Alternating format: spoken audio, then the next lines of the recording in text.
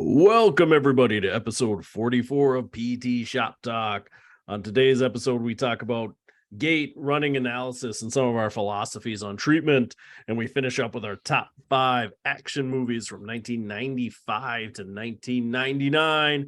With me, as always, is Nick the Virus Doling and Jeremy Bad Boy for Life Van Klompenberg. Welcome, gentlemen. He gives you the good ones. I know it. Welcome. Yeah. They just come to me. It's fever dreams usually the hour beforehand. So yeah, it's good to be back. Missed you guys. Been a while. Been a bit. Yeah. A moment, as the kids say. A hot minute. Yeah. A minute. Holiday season's upon us. Mm-hmm. Yep. I have a question for you guys. Do you guys consider yourselves handymen? Like you guys handy around the home? Yeah. Oh, okay. Yeah. Because I changed our kitchen faucet yesterday. Yeah. Man, they did not great. Not great. I watched the YouTube video. So I assumed I knew how to do everything.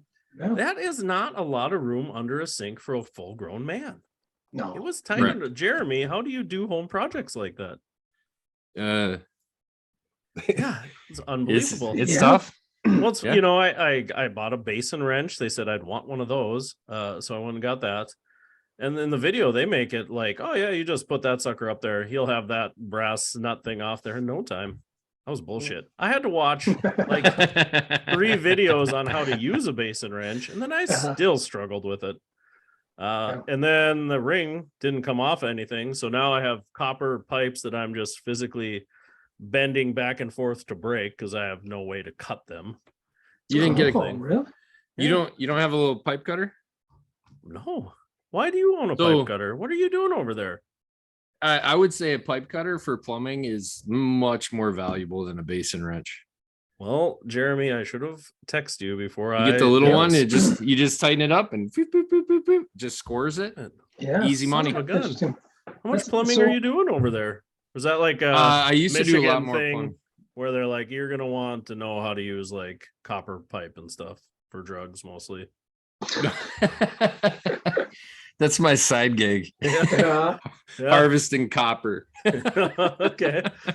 You gotta make your money. I was gonna dabble into catalytic converters, but I decided to stay with copper. Copper. Get in that gold market. Everybody's on it now. No, yeah, just that's a nice little handy thing to have. You're not going to use it often, but yeah, anytime you got to change a sink for sure. So yeah, it was going to be way better than bending a pipe back and forth like I did for about 25 minutes. Yeah, definitely. They do break eventually. No, I think it was 3.5 weeks ago I changed our kitchen faucet out. Son of a gun. I didn't know you guys were such pros. We had a persistent leak for quite a while. So it was just bothering, not a leak, but a drip, it was just bothering me, and it got worse. And I replaced I went through and replaced all the little fittings and the O-rings where I could. None of it mattered. So I eventually just we took Michelle with me, and we let her pick out the faucet and did the old swap-a-roo. And a little shout out to our third kid, Gunner, because he is my right hand, all that stuff. And you're right, man, especially if you get a garbage disposal under there. Yeah, which we have. I am like flush up against it. Was like my head on the floor, garbage disposal about right here. And it's like you're trying to Gunner probably crawled right up in there. Now he's my flashlight, which is super handy actually. Correct. Like to have an extra hand, and he's great at it. Doesn't get bored either, which is really awesome. Yeah, that's nice. I had the forehead flashlight. That was also a good call. Smart. Yeah, that was nice. Yep. You know what I didn't have? Safety glasses. Not a great idea when you're hammering copper out. Crap. There was so much crap in my eyeballs. I'm terrible about that too. I put my safety squints on for sure, but they didn't keep it all out. I eventually I think I was under there with removing the old one. I didn't have any goggles on, any eyewear, and I got so much crap, and I'm like, okay, I gotta go. And kind of went over my bathroom and clean them out. Then I went and put on goggles for the rest of the work. So smart. So smart. So nasty. do you think about that? But good for you, man. That's a good feeling of accomplishment. It It's did all feel running good. fine now. Yeah. It runs nice. It was a good move. Ours has been like crappy for like 2 years, so it was time. I just didn't know, like, and of course we're planning to have like a Christmas party for our friends this weekend. Oh. So my wife's like, "Oh, you're going to undertake a project you've never done before that involves the kitchen and water right before we're gonna have people over." That's a good idea. I was like, I watched a video. This is a 40-minute project, honey. I'm gonna be done with this thing before you even clocked out for work for the day. Mm-hmm. Yeah, 2.5 hours later. You have company coming, but Friday night the Bison have another big game. Yeah, how are you reconciling this? How are you making this all happen? Throwing a wrench into my plans, because I was planning to go tailgating all morning, go to the game. Well, my wife and my buddy's wife did all the planning for the party, and then I would show up, little post-game buzz on, and celebrate. Now I'm gonna have to clean the house all day Saturday, get everything ready. That's like a whole thing. I don't even. And you'll probably be hungover, right? From Friday? Nah, probably not, because I have to work till 5 and the game's at 6. I saw they open up is it noon they open up the one maybe 1 or 2. Yeah, 1 o'clock. So that's kind of a bummer. I mean, I've done the Friday thing before, but usually able to get off work a little early. I'm so jealous. Friday night at the Dome, that sounds legit. Yeah, if you can do that afternoon tailgate from like 3 to 6, that's pretty solid. I've done that before. That is a fun tailgate. Yeah. Anything Friday night, like, man, I dig that. Yeah, because typically we got, you got the tent, so it gets dark at like 4:30. So, we string Christmas lights all through the tent and turn those on, and you got your music blaring. It's fun. It's fun. And usually it's like super cold outside, so everybody's bundled up inside. You get a lot more like random people this time of year tailgating. Who are you? Yeah, they just walk in. They're like, "I'm freezing. I'm gonna warm up. I just want to stay warm." It's like, have a beer, have a shot, have a shot of hot 100. Hot 100. Casey.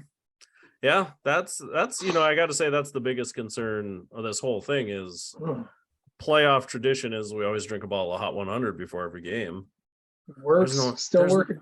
Yeah, still working. I didn't do it one time, and that's when they played James Madison and lost. Those semifinals, right? Yeah, the semis. That was the same deal. That was a Friday 6 o'clock game, and I had worked till I remember that 4:30 or 5. That was 16, right? 2016. Yep, 16. Yep. Yeah. That whole James Madison team was just juiced to the max with steroids. That defensive front seven was so tough. It was very frustrating when they got to the championship game and they drug tested kicked like 6 or 7 of those players off and couldn't play in the championship. It's like, oh, was that real? I thought you were just saying that. No, that's a true story. Well, is this our segue into Liver King?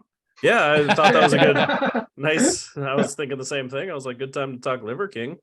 I'd rather talk that stuff than running gate. Honestly, I think it's. Well, we'll see if we have time to get to running and gate. Let's talk steroids and Liver Kings. You want to fire it off, Nick? No, I mean, for any of our listeners out there, anybody who's not familiar, the internet celebrity goes by Liver King. Is his name Brian Jones? He's very Brian Johnson or Brian Jones or something like that.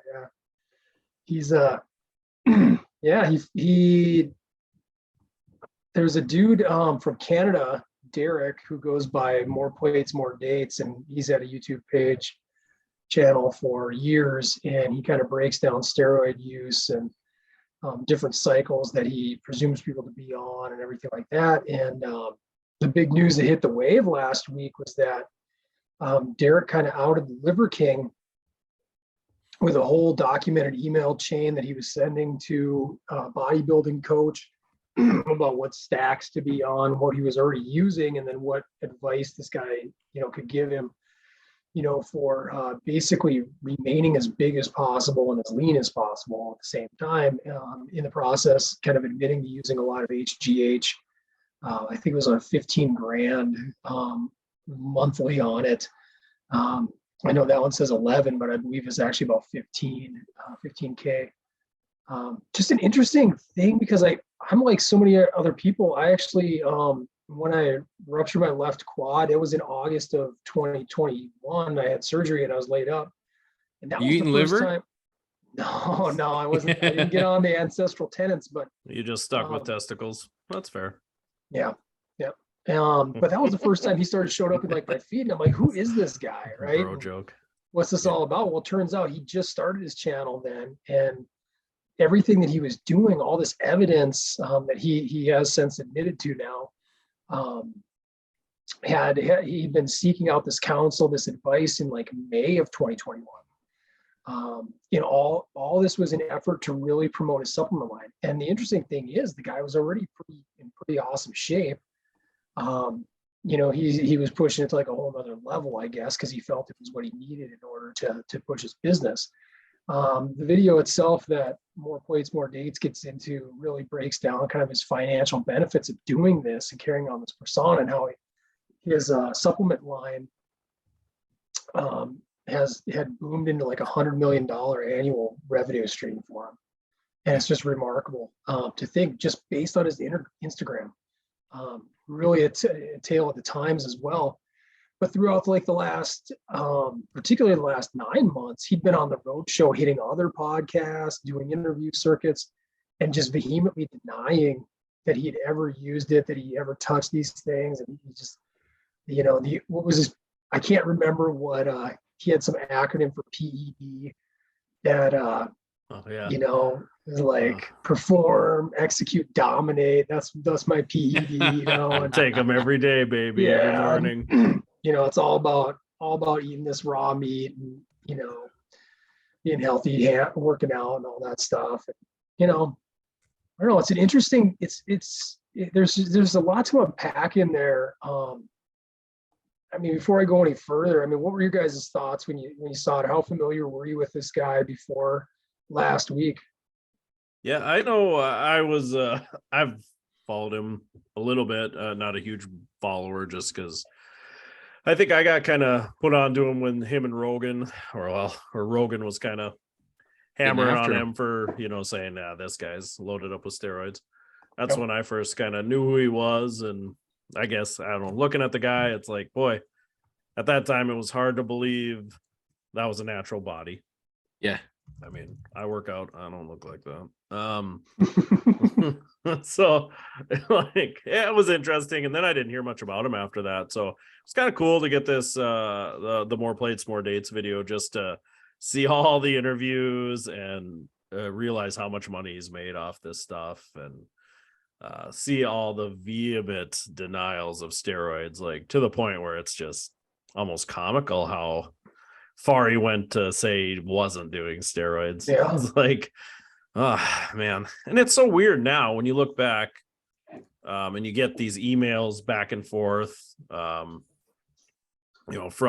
this other guru guy, and he even sent an email out to the More Plates, More Dates guy. Yep. He didn't even, which I was like, oh, that's kind of fishy that this guy would have this email from. So he said, it was just in my inbox. I just never even opened it.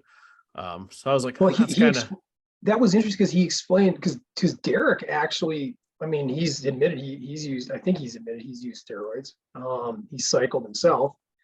So that's why he kind of gives out advice. And he used to do a lot of consultation for bodybuilders and performance athletes. But he said, I think his rationale for that was that he had discontinued that process, but they never closed out the account or anything like that. Because he has other guys work for him that actually like handle all that.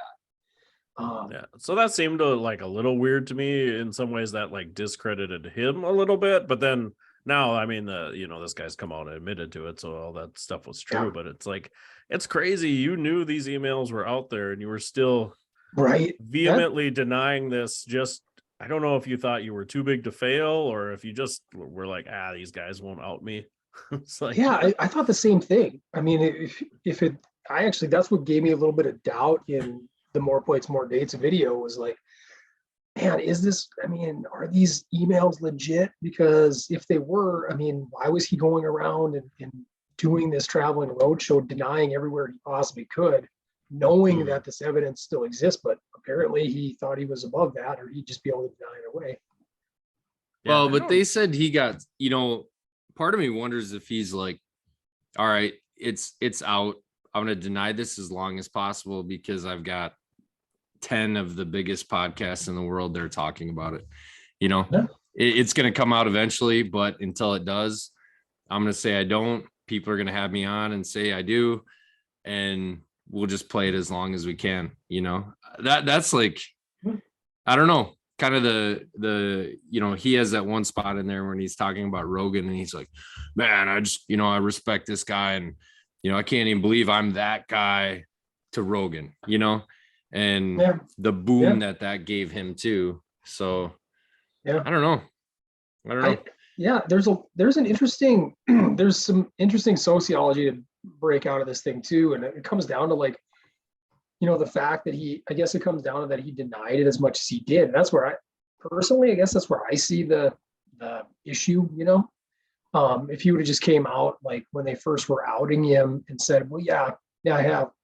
But I also do all these things. And I mean, even in his emails, I mean, the guy works like a maniac. I think he 2 workouts a day. He eats super clean. He does seem to live by that, a lot of what he eats. He had the sleep hygiene thing was interesting because he swears by sleep hygiene and getting, 8 or even 9? 9, I think. Yeah. But yet he admits in the emails that it's all broken sleep. And, he's not sleeping well at all.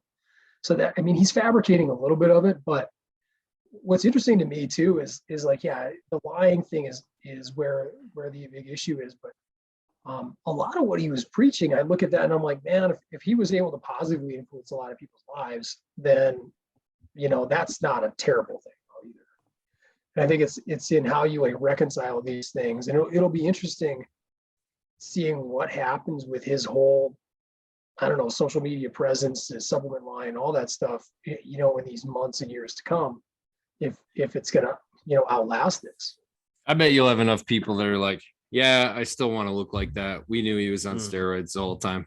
Because I mean, most of your supplements you buy for working out or Olympiad sponsored, bodybuilding sponsored. I mean, all those guys are on giant amounts of steroids. Totally, right? I mean, they don't come out and say, "Oh yeah, Mr. Olympia, this is a stack," but like you obviously know he's on something, and people buy those supplements all the time. So, I mean, this guy probably, like you said, Nick, his message is good. I think the supplements he sells, you could have sold that to people, even if you didn't like vehemently deny steroids. Mm-hmm. I mean, he could have said, this is what I take. I don't confirm nor deny steroids, but you don't go so hard on it. Yeah. I mean, the stupid blood test skit he does, he's like, there's something on your blood tests. You're primal. The primal. Dressed as a doctor. Because that's what I always thought about this guy. If you're vehemently denying steroid use, it's as simple as go get a blood test and show everybody the results, right? Yeah. I mean, you're right. We're kind of echoing each other here because I think some of the others was schlocky, like the vids of him like traveling the world and like, I can't remember what part of Europe he was at, but he's outside like doing bicep curls. He's outside of Abu Dhabi and walking around with dumbbells and all this crap, and it's goofy, but yet, I mean, the underlying message, the tenets that he does preach, I don't think there's any harm in that stuff. The harm comes from if you look like that and you tell everybody this is 100%, this is what I do, and yet you're leaving out the biggest part of it. Yeah, arguably the biggest part of it. I still believe in hard work and the diet. I mean, that stuff, like anybody who's trained for anything in their life or tried to go through a cycle of like, not a steroid cycle, but a cycle of like leaning out, prepping your body, they'll tell you, I mean, dieting is the hardest part of any of it, and these things like, and then these things help, they give you obviously a bigger boost. A lot of androgen receptors in your body, helping you recover, helping you grow specifically.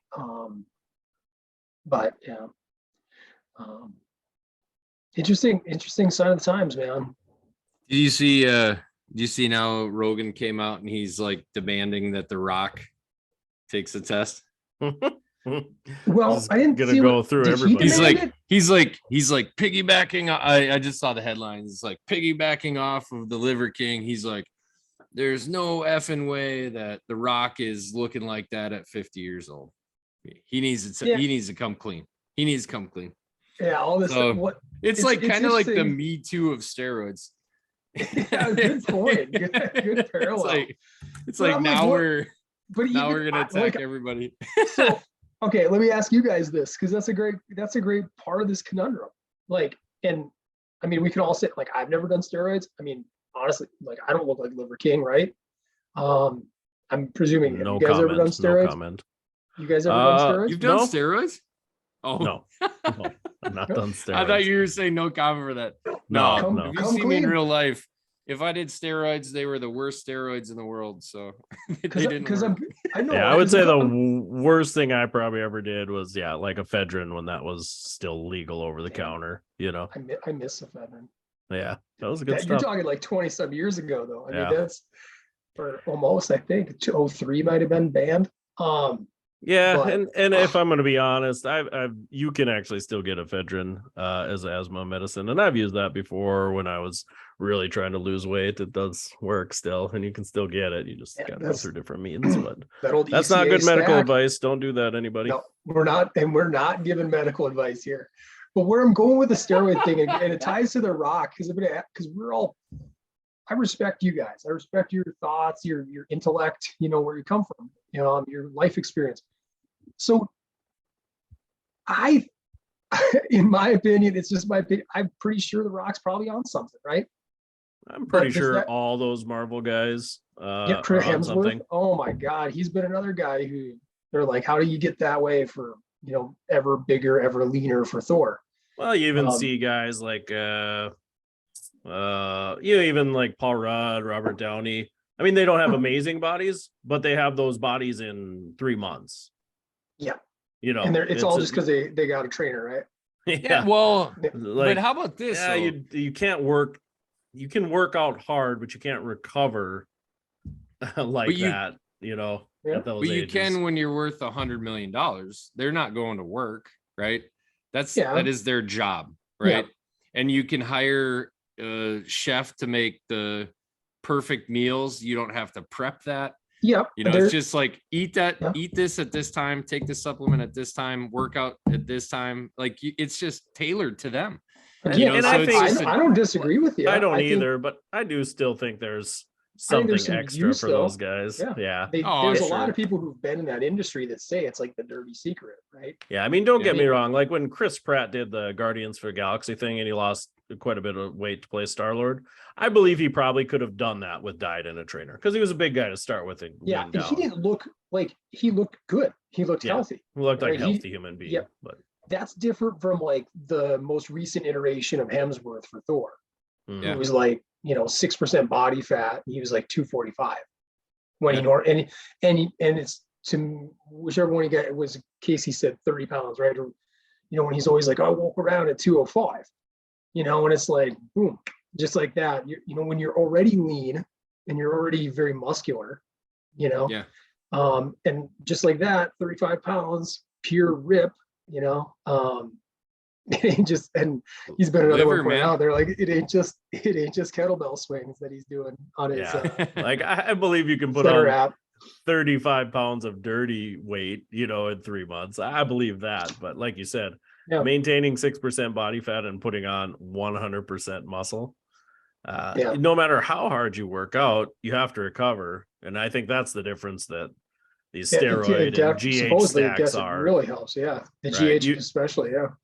You can go do a hard weightlifting in the morning and come back and do it again in the afternoon. You can't do that if you're not having that anabolic window 24 hours a day. I mean, yeah. So going back to like the point on the Rock, right? If I'm like, yeah, I think he's pretty much juiced. What if I just don't care? It's like he's not competing in anything. Right. And I look at that like, as long as I'm not drinking the Kool-Aid and being like, all right, I'm going to buy some of his underarm gear and hit the gym hard, and all of a sudden I'm going to look just like Dwayne. or, as I'm in my 40s now, looking ahead and being like, what are my expectations as I do it, is it realistic to look like that when you're 50, right? I don't think that, yeah, it's never been realistic for me to look like that. whether it's 25 or 50, it doesn't matter. Not with that attitude, Casey. Yeah. Maybe that's the problem. Maybe it's all attitude, Jeremy. I didn't realize that. Now, you guys mentioned Joe Rogan, right? And what's interesting though, now let's transition to the competitive stuff, because he's now, if you guys caught this, he called out Conor McGregor. Because if you guys seen McGregor lately, I haven't seen him lately. I just saw the headline that Rogan was calling him out, saying that his pee would melt a USADA bucket cup or whatever. I thought that was hilarious. Jeremy, have you seen McGregor lately? I'm trying to look it up.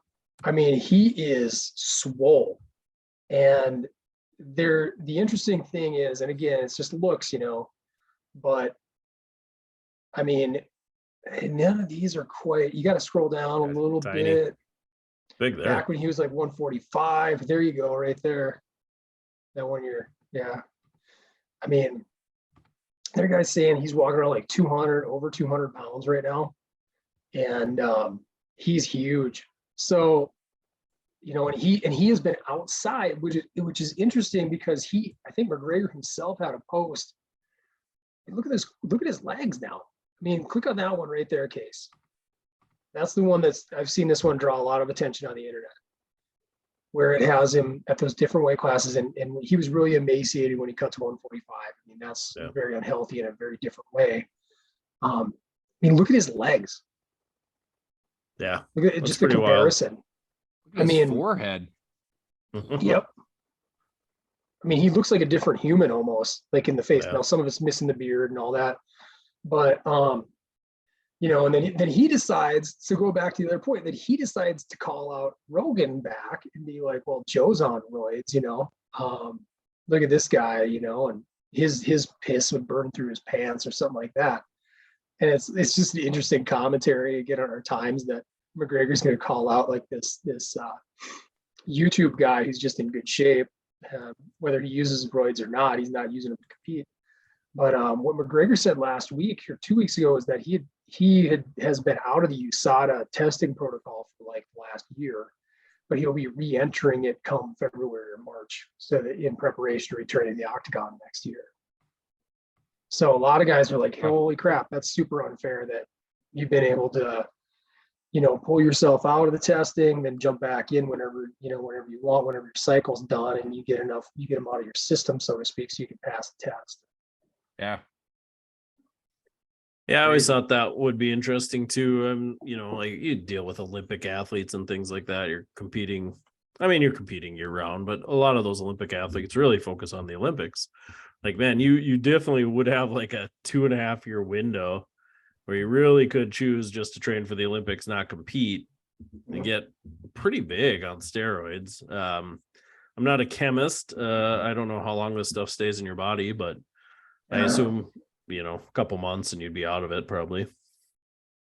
Yeah, I'm not really sure either. I'm certainly not an expert on any of this stuff. What's interesting in Conor's case is there's been an argument made, and I don't know if he said it or it was one of his management team guys, but if you guys are up to speed on it, he was in a fight 1.5 years ago and broke his leg in the process. I do remember that. So the initial defense is like, hey, these were prescribed and it's helping him heal, right? But looks like it's healed and then some. You should it's a strong looking leg. Yeah. You talk Olympics. Have you guys seen Icarus? No. It's a documentary on Russia, right? Netflix. Yeah. Russian blood doping and their whole scandal with the Olympics. That's interesting. It's interesting stuff. The guy that did it was like I believe, I don't know if he ever competed, but he was a cyclist too, and he went to see these guys. And you say, I'm not a chemist. Well, Russia has a few of them. Yeah, right. And he just like he's hitting all these like PRs in his 40s as a cyclist, and it's just like, Yeah, that probably doesn't naturally match up. But I don't I know. want to just know, Do you but I guys? want to know what is natural, because like Joe did have later breakdown of a guy named and I followed this guy for a couple of years on the gram. His name's Paul Sklar, and he's like 50, 51, and he's in fantastic shape. And he is like actually he's been called out too, and he's provided all of his like drug testing and stuff like that. He's clean, right? And his whole thing, and he's had these pictures of him like back when he was a college track and field athlete. I mean, the guy's been in shape his whole life. He's just never really let himself get out of shape. Yeah. So Yeah. that type of stuff's intriguing to me too. Like, I don't want to just lump everybody like what is it? I'm going to ask Jeremy first. What is it about The Rock at 50 that you're just like, that makes you say, God, I think he's on something? Probably the fact that he's got, like, he was kind of big, and it seems like every year he gets bigger and bigger and bigger and bigger. And you would just say, like, generally you're not going to see that even out of bodybuilders, right? Like, you're going to peak sometime in probably your late 30s or early 40s. Like, that's just what it is, but he continually is just super, super jacked and cut. And So the consistent growth is what you're saying. I'd say, look at that one in the blue, like the USA Today one on the left. Yeah. Like, he's a freaking monster. I'd be interested. I don't know if it's interesting, because you make a point. It's going to sound like I'm a defender here, but I don't think his weight's gone up much in like 25 years, which is an interesting thing, because I think he says he still walks like 275, 280, and pretty much did that his whole time in wrestling. Yeah, it's just interesting, because obviously when wrestling has got probably a pretty bad rap about steroid use as well. Yep. Right. So he was already in that field, and you look at some of these pictures of him. These aren't even his youngest wrestling days, but like he's like Jeremy said, 10 years old. He's bigger now than when he wrestled. He's way bigger now and in better shape than when he played football. So that's interesting. I don't know. It's tough. It is hard to imagine with filming and doing everything he does that he's able to kind of maintain that shape. But I think, to me, well, Casey, so that's your take. Just he's runs a routine, like ridiculously busy schedule. Like, where did you get the time and all that? Yeah, plus just the fact like I said, he's notoriously like sleeps like 4 hours a night, which runs counter to everything else you read about with recovery. Yeah. Because as Arnold Schwarzenegger would say, sleep faster. Because he was on lots of steroids and he didn't sleep faster. Sleep faster. Well, he came, he did roids, Oh, yeah. I think I mean, look at his, body transformation through the years. I mean, I believe that's a non-steroid body, Yeah, and this it's a little softer. Gets a little harder to imagine as time goes on. But I could totally see those points. It's hard because you're like, man, you'd like to believe that, you dial in he's one of these guys. He's got, I can't remember who it is that it's like his trainer and basically his overall health coach. You'd like to believe that 10, 15 years of consistency does help you lean out and does help you, achieve some type of change to your body, or else why would you do it, right? But I think for me, the other thing, I mean, the body, I don't know if it's just the body, but to me, it's his face has changed. Like, I think obviously he's donned the shaved head for a long time now. But his jaw and his forehead's changed a bit from, back in the day when we were first introduced to him, and that, to me, it's like, I know we always go through some age related changes, but that seems a little off, right? Yeah. And maybe it's in my mind too, because of if you guys seen Zac Efron lately. I mean, that dude is stacked, and he's actually doing a wrestling biopic of the Von Erich family, and it looks, I mean, that's another thing too. You're like, how do you pack on all that stuff, all that rip in, 2 months, 3 months, whatever it is.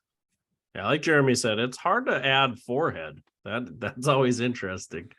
Like I've worked out hard and gotten in decent shape and never added forehead really. And that's what they say about HGH, right? It's right, like, yeah. I think it's HGH, just it's not exclusive to your skeletal muscle tissue. Like your other bony structures are going to continue to be influenced by it. Yeah, right? especially those areas that don't necessarily have like hard stop growth plates. So yeah, things like your face, where you seem to see it the most. That's just, that would be my take on him. But I loved how you, Casey, I love that you referenced like Robert Downey Jr. and Paul Rudd, because you never hear those guys mentioned. Right. They're just not big enough where people say anything. But like I said, I mean, Robert Downey Jr.'s natural body size is probably like 140 pounds, and you get into Iron Man, he's probably 185, 190 in some of those, maybe. Yeah. He was just hitting his prime in his early 50s. He was just hitting his prime. He just peaked out. For like one scene, right? Like the scene or two where he's in it like a tank top and he's like hammering. Great trainer. Yep. Yeah. I love that you went there, and I think Jeremy and I thought we'd had these conversations in the past when you were at our clinic, but I remember talking with patients about like all the different steroid scandals in baseball and how they've still blackballed. I just saw again, like they did the Hall of Fame, and Bonds and Clemens are still like shut out, right? Yeah. And what's your guys' take on that? Well, we're going with it. Let them in. Let's let him in. Everybody, you weren't testing anyways. So here, I love that case, and I'm going to draw a parallel with what Casey just said with these guys that are kind of small. But obviously, Bonds, Sosa, McGuire, Clemens tested negative too. I mean, or tested positive. Rafael Palmeiro, these guys who got busted. But Bonds was such a focal point. McGuire, these guys that were like huge. But here's my other counter to that. You weren't testing anybody at all. The MLB wasn't testing any single person. How many dudes that were just like fringe minor league guys? Can you even imagine how rampant it was in the minors with guys just trying to pump themselves full of juice to get to the show? And then how many of them? We had a guy. Oh, go ahead. Okay, I was just gonna. And then how many random ass third basemen, shortstops, whatever, outfielder, center fielder for freaking Tampa, just to, I just want to I want to make a few $1 million,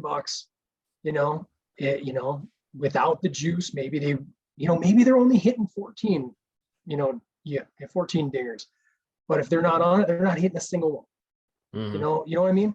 But you weren't testing how many of those guys were out there, and they didn't. But you can't prove it. Just like you can't. Just like you never proved Bonds, you never proved McGuire. But everybody's like, "Oh, look at them."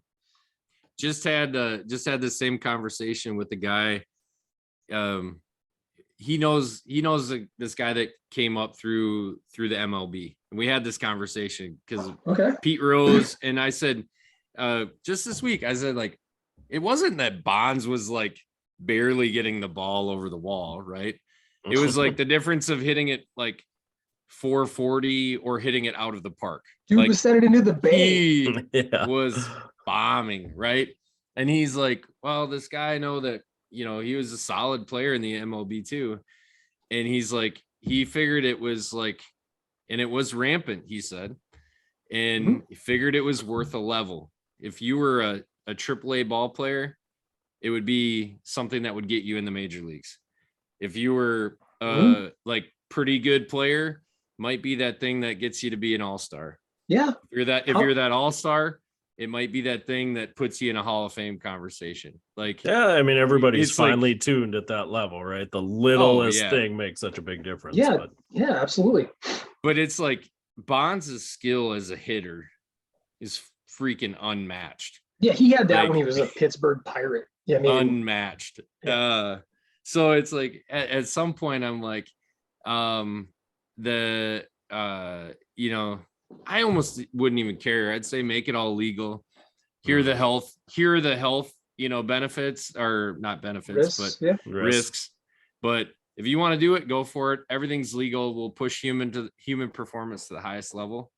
and go for it. We don't have to worry about testing. We don't have to worry about asterisks. We don't have to worry about, oh, this guy got caught, this guy didn't. Just make it all legal. I'd love to see the people choose, right? Like, because right now in bodybuilding, you have bodybuilding and then you have natural bodybuilding, which is very funny that they're like, we don't promote steroids, but we do have a separate division for people that for sure aren't on steroids. So you have the NFL and then you have the natural NFL. I guarantee you people are watching the NFL more than the natural NFL. Yeah, and I guarantee you those steroids are safer than all the concussions you're getting anyways. So yeah. And when have you guys ever seen the documentary Bigger, Faster, Stronger? Yeah.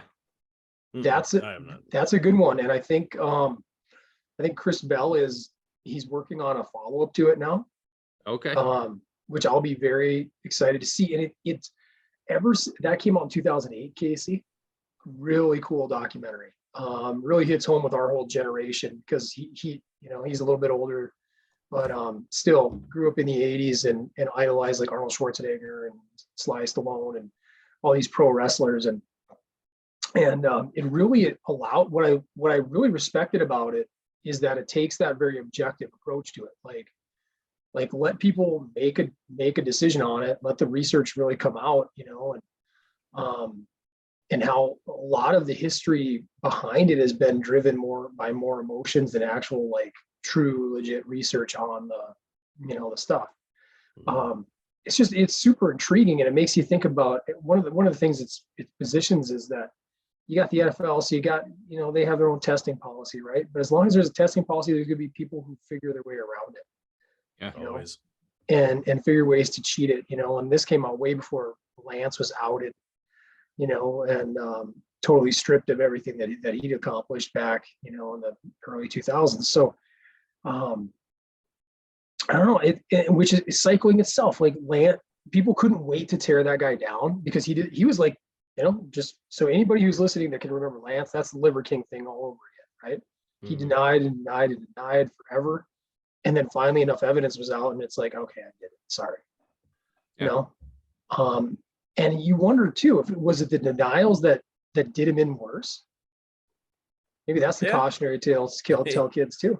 Yeah, you wonder like if he hadn't been so vehement, maybe it's a couple years suspension and you're back in and people are fine with it. I don't know what the rules there in the Tour de France are if you get caught, but I think he got a lifetime ban eventually, right? Or whatever. But I don't know if that's how it always happens or if it was just his case with such extensive blood doping.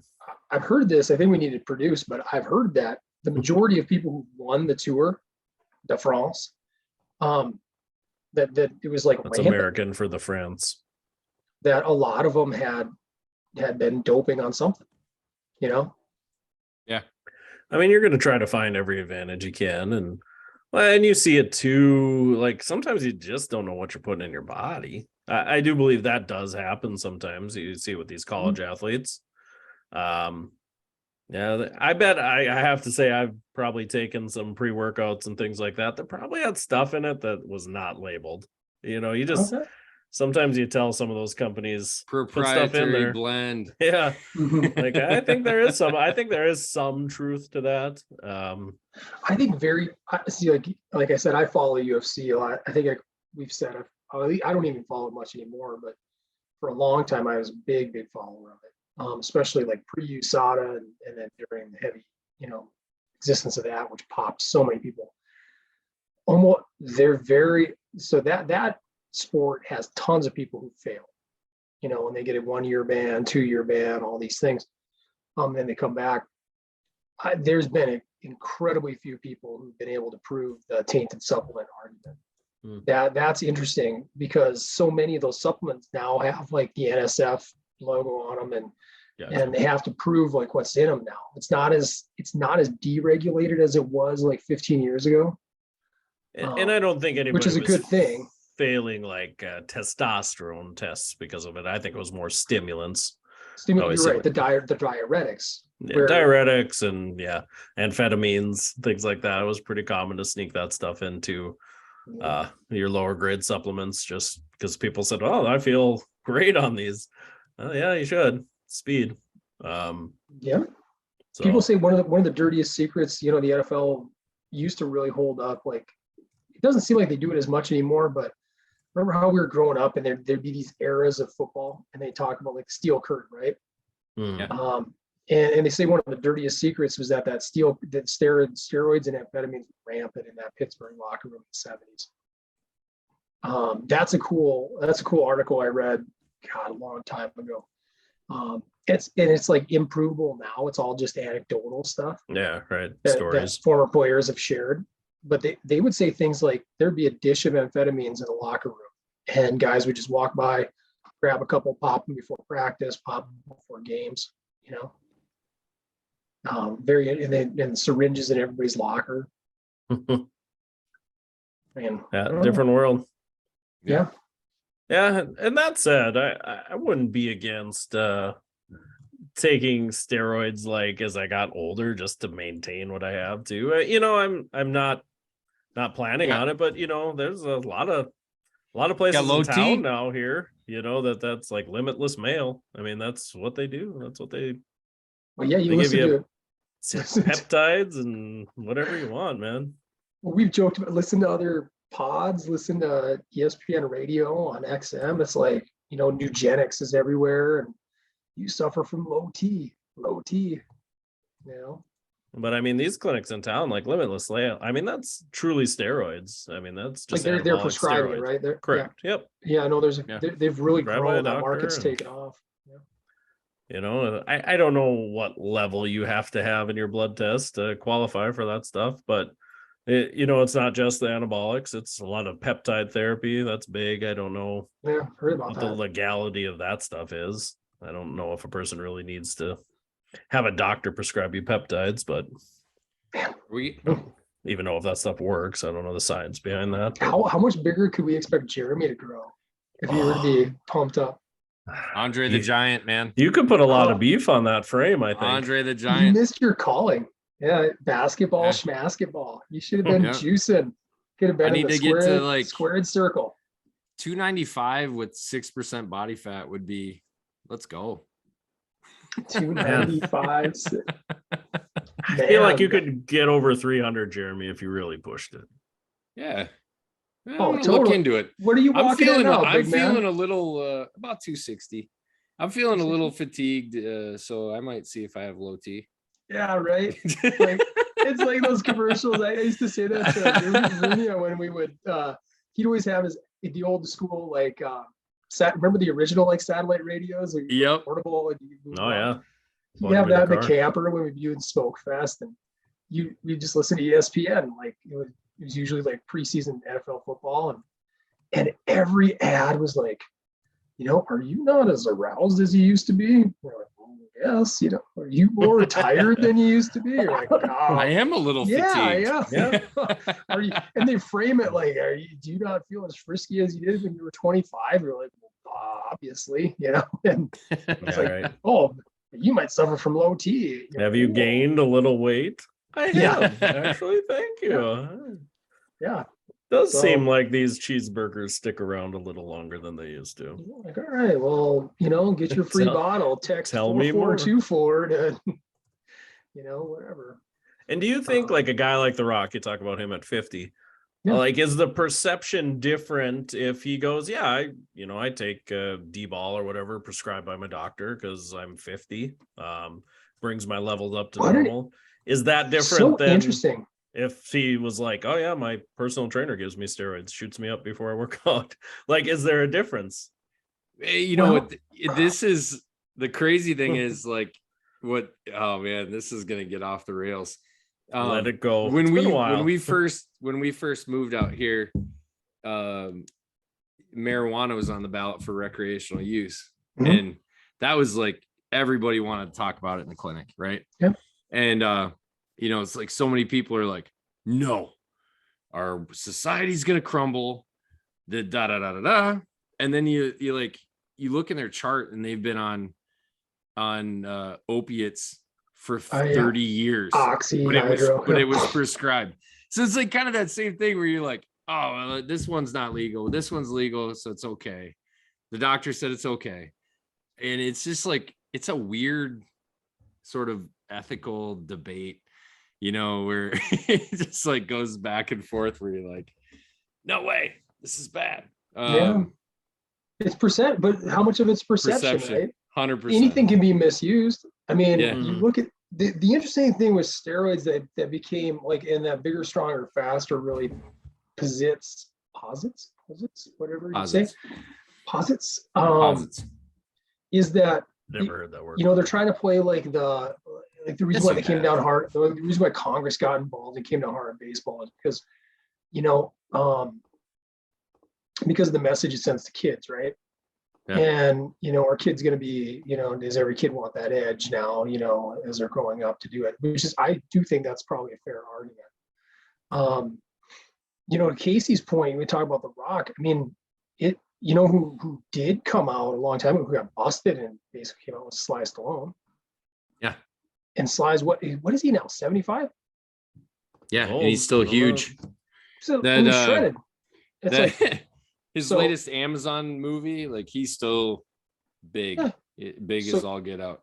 So and I think Joe Rogan said this a long time ago, but it's like if he's not hurting anybody else, and he wants to stay physically fit, wants to stay vibrant, whatever, who cares, right? He's not competing in anything. It's not about fair competition. It's just so why does he care about The Rock? Yeah, that's a good point, right? It's a little bit of a double standard. Maybe it's because Sly got busted and he just owned up to it and was like, yeah, he was like filming a Rambo movie and I think he got busted with a whole bunch of vials of HGH in Australia. And so as long as you admit it, it's okay. Who cares? That's kind of what they're if you don't admit it, shame on you. You owe it to us. That seems to be what, going back to where we started this conversation, it seems to be the Liver King's biggest issue, right? Was the fact he kept denying it. Yeah. Interesting. It's so interesting. And, you know, you'd argue, I think one of the points that they make is like compared to other recreational drugs, hell, compared to alcohol, I think they say steroids are healthier. Like you're not at risk for killing somebody when you're on steroids. Like you're not going to drive your vehicle. Or are you? Okay, that's another interesting thing that they point out to research showing like these presumptions, these beliefs that we have about them are not necessarily clinically accurate. Like this idea that aggression is going to be heightened, I guess it's not even really proven.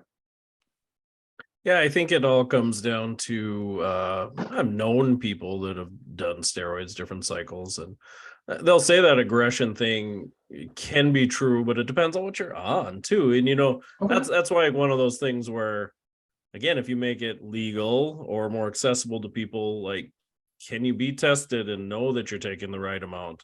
Way better than going again to some shady dude in the gym. It's just giving you a couple vials of stuff saying, you know, oh yeah, this worked for so and so. Because you can. I mean, I follow bodybuilding quite a bit.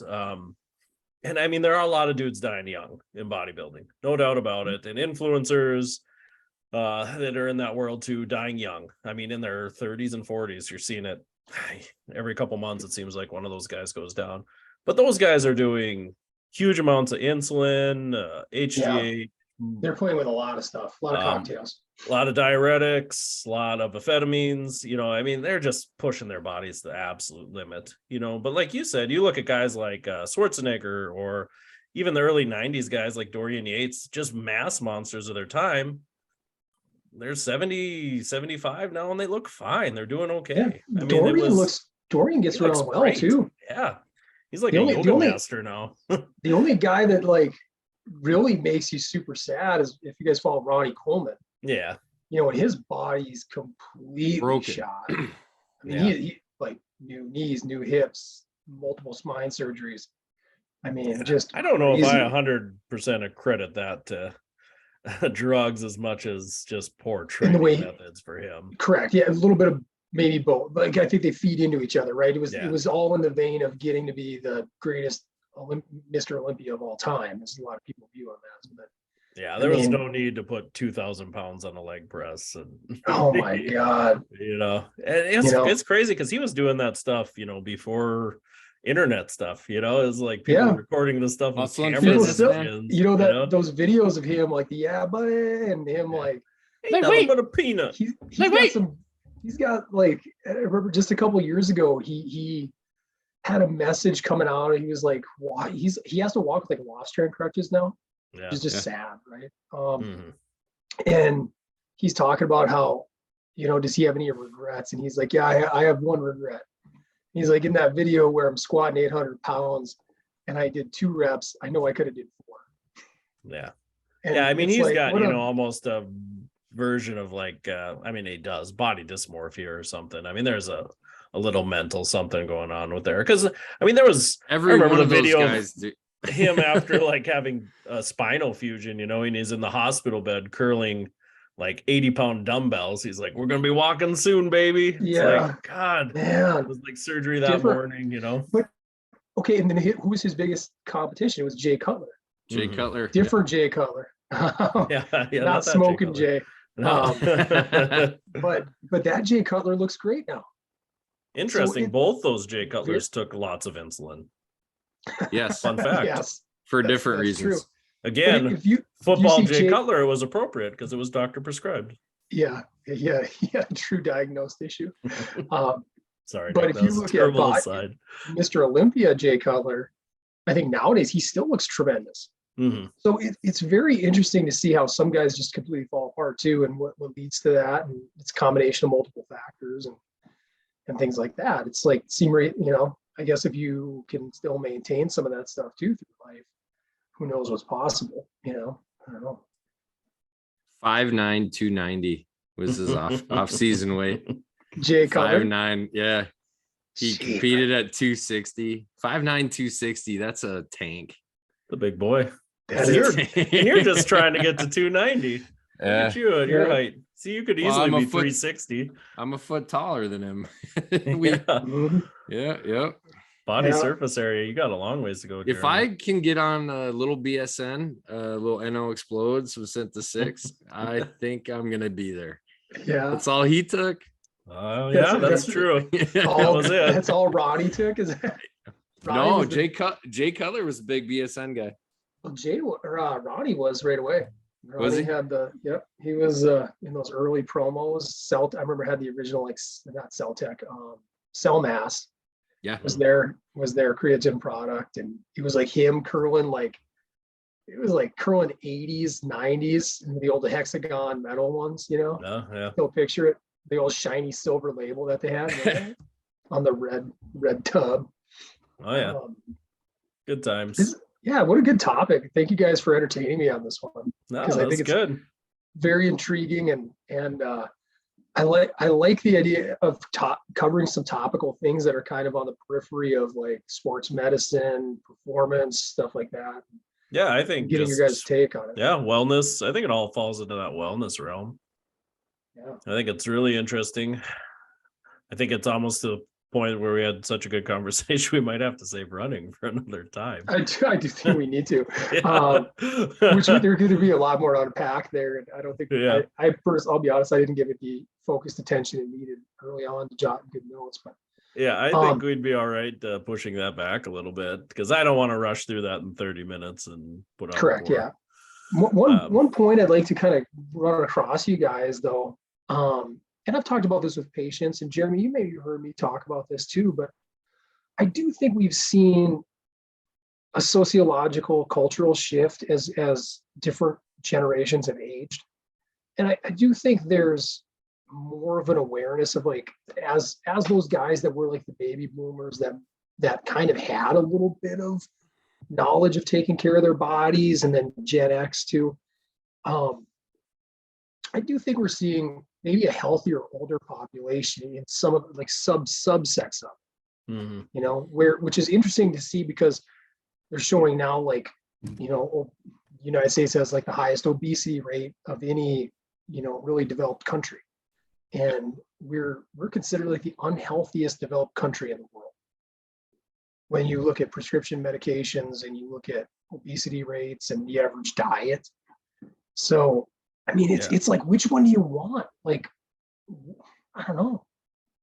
Yeah, I guess from what I experience, and people would probably, it seems weird to say it, but when you talk about healthier older population, it seems highly tied to socioeconomic status. Sure. Yeah. More so than I probably noticed before, you know, because I would say definitely there was that like high socioeconomic status before the baby boomers that just seemed wildly unhealthy. Like, oh yeah, I had cocktails for lunch and I went home and I Yeah. ate steaks and I drank and I went out all the time.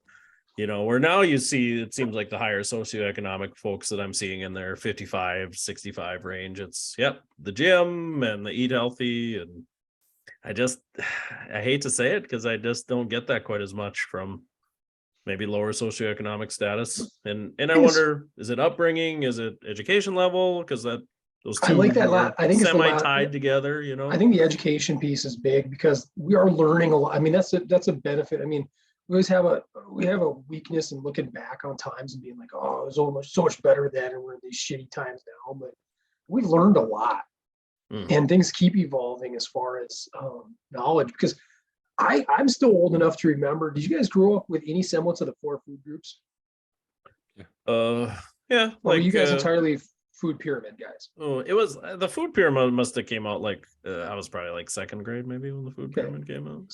So before that, we had the four food groups, and then it moved on to the pyramid, right? And there's people now who there's a lot of data that shows the pyramid was basically almost ass backwards, Yeah, should have been flipped.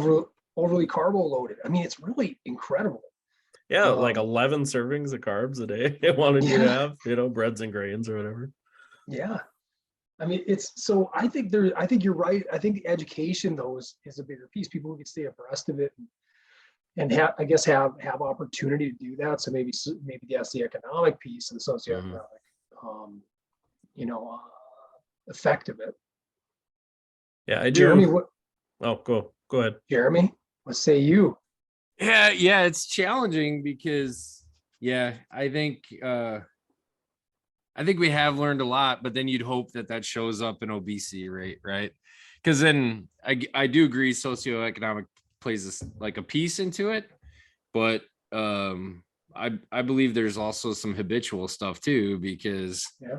I would hope we could say our society is more educated than we were 30 years ago or 50 years ago, but we're still trending in the wrong direction for almost every measurable, Yeah. you know? So I don't know. It's challenging. I think it's wild that I get on this soapbox all the time where I'm like, I think it's wild that health class and gym class are cut from almost every school. And I go, I'm not the guy that says you got to run a 6-minute mile to get an A, but Impossible. Teach people to walk, right? Hey man, in between breaks, in between classes, like you're gonna have 3 15-minute walks throughout your day. 100%. And I don't care you're how gonna much stand. I don't care how much body positivity we try to throw at people in this world right now. People who are morbidly obese do not feel well. No, and why?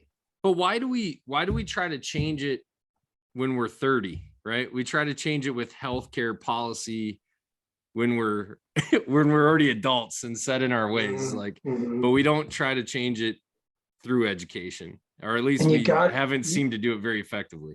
Yeah, because the world out there, like the candies, the chips, everything like that, there's actually some amazing neuroscience behind why people get addicted to food.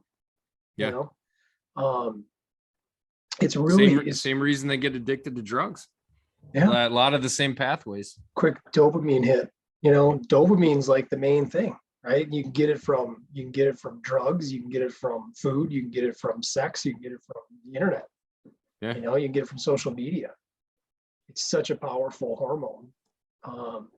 Yeah, I can't agree more. I can't agree more with you, Jeremy. It's got to start young because I mean, now we're seeing so much genetic changes in people. Like your DNA is physically changing as you're becoming obese as a kid to make it harder for you to not be obese. So, I mean, if you can stop those things from happening, I mean, we're seeing changes at cellular levels here So they talk about like, hey, obesity isn't all just, you're not just obese because you eat a lot and don't exercise.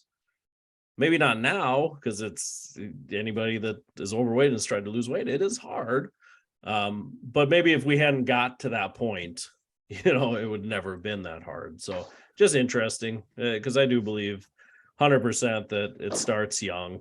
Get kids in good health and good shape, and keep them. Teach them to good walk. Habits. Teach them to just. I don't know. There's so many little things I think you could integrate into a normal curriculum. That would be simple. It's just getting people moving. Yeah. It doesn't have to be, oh, I feel bad because I couldn't do enough pull-ups, So, but then the pendulum swung the other way, and it's like, well, no one should have to do pull-ups, Right. until the whole country's obese, and then we're like, oh, geez, we throw more money at it. It's just odd. I saw a scary graph from a research article. It was like a week or two ago that showed that since the 1980 to 2020, the average male in America has seen a blood, total testosterone level drop of over 50%. And they're like, this is like, why is nobody talking about this? Like, what's going on? What's changing? What are we eating? What are we consuming? What are we not doing that's leading to this? You're not primal, is it that soy doling? Is it soy? Could be soy. I ain't no soy boy. Thank God I'm allergic. But you know what it is? I think it's time we take action on it. We should. It's time. Time to move into the top 5. Like I said, we'll cover running next time or sometime in the future. Steroids way cooler. So we'll move into our top 5 action movies from the year 1995 to 1999. Give or take 1 or 2 if you're Nick Doling. That's a plus or minus. He likes to do. Yeah, one time. Apologies out there to anybody who remembers Kiss Kiss Bang Bang. Came out 2005, not 2006. My bad. Yeah, Robert Downey was a solid 140 in that. It was before his steroid use. So yeah, how did you guys like the research? How did it go? Were you surprised, excited?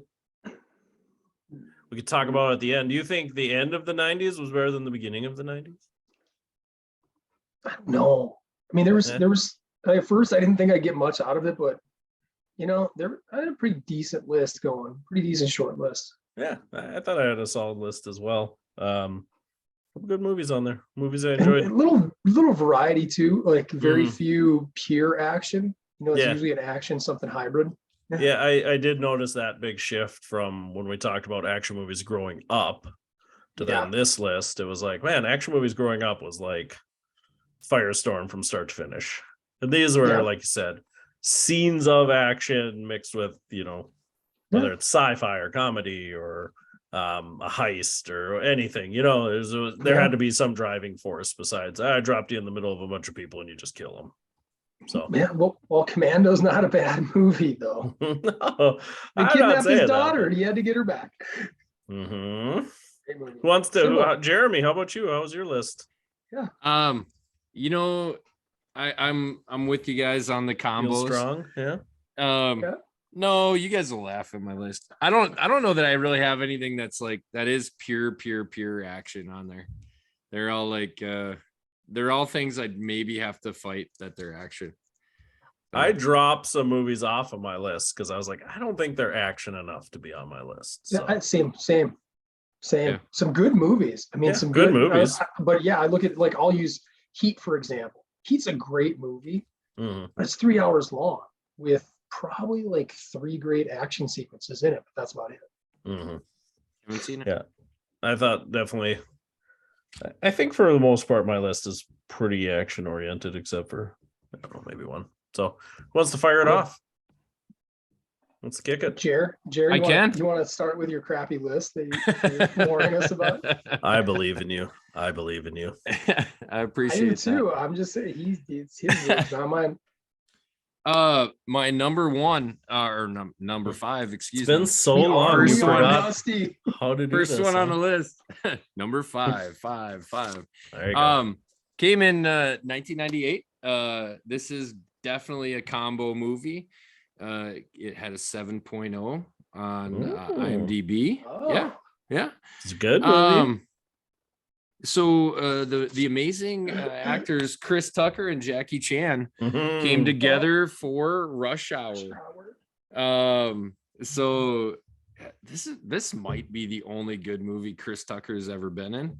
Maybe. One other good one that would maybe be on somebody's list for this, but Rush Hour 2. Rush Hour 2. But he was in The Fifth Element, right? He was in The Fifth Element, right? He was, and that was actually I saw that and I almost put it on there. But no, I don't know. That had me in stitches. Nick. I was like 13 at the time when that came out. Yeah. And Jackie Chan's a beast. I love the outtakes of him doing his own stuff. So that's my number 5. Rush Hour. Yeah. I was more of a Shanghai Noon guy myself, but all out. Oh, that was great too. Shanghai Noon. Better same than movie, Shanghai just set, same movie set in the West. Yep. 100%. Well, yeah. Well, I mean, I can go next. Man, this was tough. Getting my number 5 was tough. I think I had 3 of them I had to whittle it down to. Honorable mention was Desperado, but it ain't very creative. My number 5 from 1995. I love the buddy cop action genre. This kicked it back into gear. It's Bad Boys. So the very first Bad Boys, absolutely loved it. Everything was tight in that movie. Such a great, like, before Michael Bay was Michael Bay. I mean, that was his first movie. Was it his very first? I believe so. Yeah, it was a directorial just fantastic. Debut. Like the way he films like Miami as a whole just made you want to go there. I mean, it was like that was a character in the movie itself, it seemed. But Will Smith and Martin Lawrence, awesome chemistry. You made you want to just kind of hang out with them. And at the same time, I think when they were called to it, they were believable. Even Martin, I mean, which was a little bit of a stretch for him. I mean, he's coming from like straight comedy, pure comedy, but he was able to pull it off. He has that edge to him where you can kind of believe that he could, maybe kick some ass if he absolutely needed to. Great scene, that final little chase with the Porsche. I mean, great scene where they kill the bad guy. Pretty cool. So that's my number 5, Bad Boys 1, 1995. 6.8 on IMDb. That's true, because it's also my number 5. So yeah, I think that movie is cool, and it's crazy to think back now that Will Smith and Martin Lawrence just really weren't big names at all. They were just TV guys. So pretty cool. And then it fell into the Michael Bay thing afterwards and just became too crazy, too big. But first one still, I think it's holds up, I think, better than the other ones. But you got just enough Téa Leoni. I mean, she was, charming enough in her role. Likeable. Yeah, there was the comedy was short bursts, moved the story along, wasn't like drawn out. It was good. That's my number 5 as well.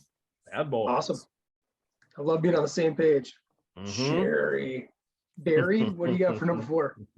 This isn't, this is the trifecta of my number 4 is Bad Boys. Oh, we did it. Yeah. I don't know if we've ever went all the way around before.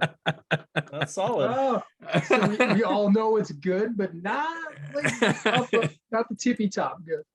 Yeah, there's a little too much kitschiness to it at times and a little too much over the topness to make it full action for me. But what do you love about it, Jer? I like I don't know that I would say that he has an edge to him. Will Smith is just like since Fresh Prince, he's been like the ultimate, just like he's cool cat. He's just smooth. Good action scenes. I would agree. I did not know that was Michael Bay's first directed film though, so I learned something new. But he was just a commercial and music video guy up to that point, apparently. Really? Oh, what kind of music videos? I don't know. I assume explosions, rap videos, I would guess. I don't know.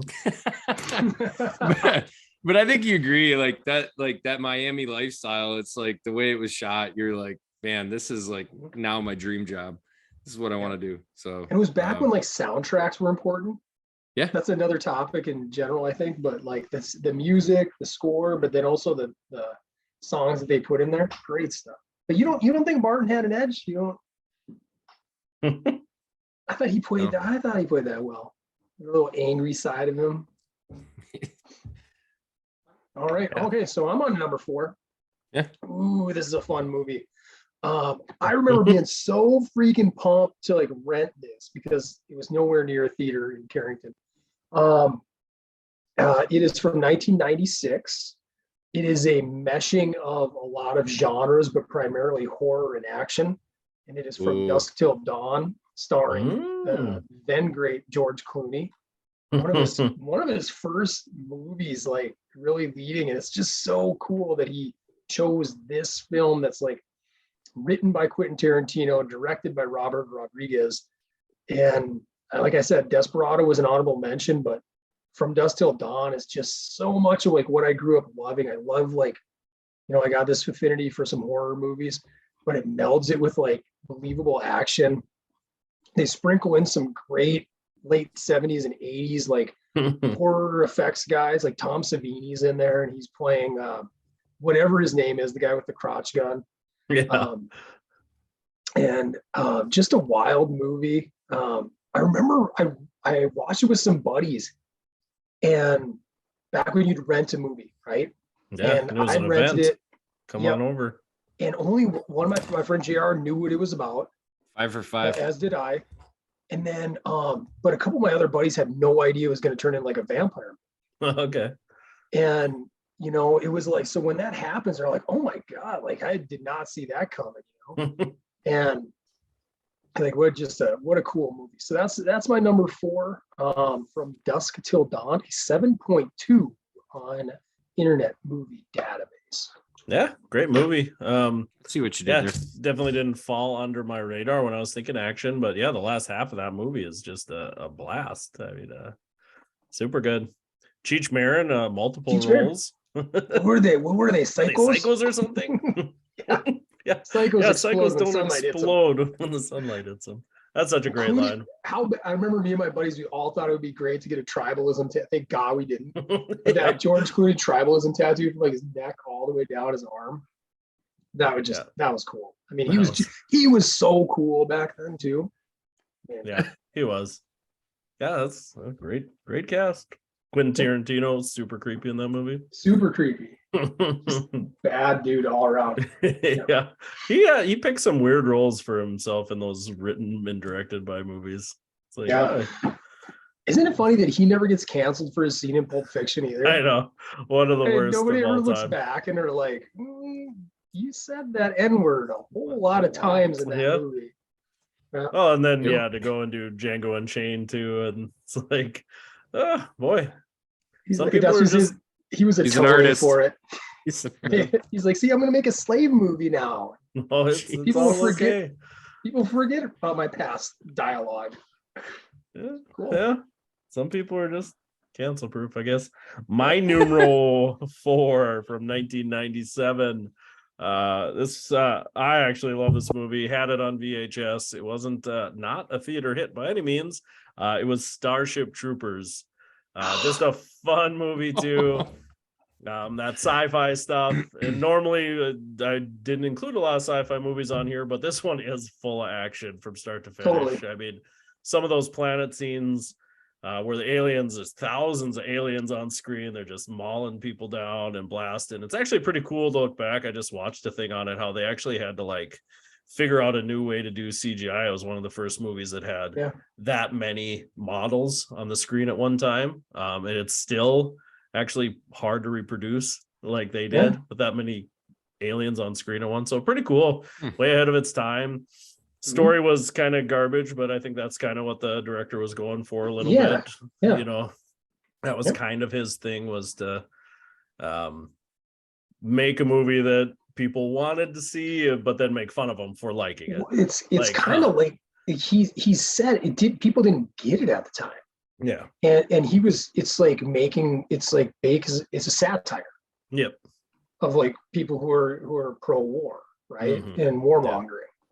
Paul Verhoeven, hey Jeremy, he's a Dutch director, you got to get on board with He that. ain't Dutch, right, he ain't man? much, man.